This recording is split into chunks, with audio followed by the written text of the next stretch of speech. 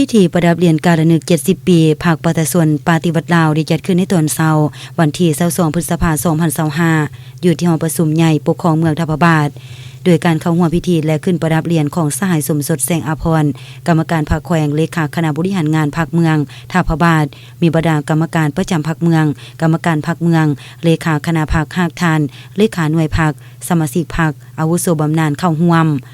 ในพิธีสหายสมสดแสงอาภรณ์กรรมการพรรคแขวงเลขาคณะบริหารงานพรรคเมืองทัพบาทยังได้ขึ้นกล่าวบทสรรเสริญในพิธีประดับเหรียญการระลึก70 ปีของวันสร้างต่างพรรคซึ่งเป็นเหรียญกาเกียรติคุณอันสูงส่งของพรรคประชาชนปฏิวัติลาวให้แก่บรรดาสหายสมาชิกพรรคที่ประจำการและบำนาญซึ่งมีผลงานอันใหญ่หลวงมีวีรกรรมอันล้ำเลิศเป็นแบบอย่างอันประเสริฐแก่หุ้นคนสืบทอดการจัดพิธีประดับเหรียญการระลึก70 ปีเป็นการแสดงให้เห็นถึงความมุบุญคุณอย่างสุดซึ้งเป็นการจารึกและจดจำผลงานอันใหญ่หลวงของบรรดาสหายที่ได้ทุ่มเทเหื่อแห้งสติปัญญาให้แก่ภารกิจปกปักรักษาและสร้างสาพัฒนาประเทศชาติเป็นการยองยอสรรเสริญเป็นความเอกอัคทะนงใจของพรรคและประชาชนลาวบรรดาเผ่า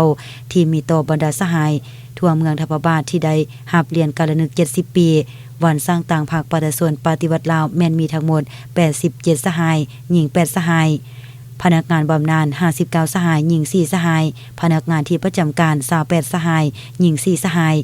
ซึ่งผลงานคุณงามความดีและวีรกรรมของบรรดาสหายยังหอมหวนหุ่งใสในดวงใจของพนักงานทั่วเมืองทัพบาท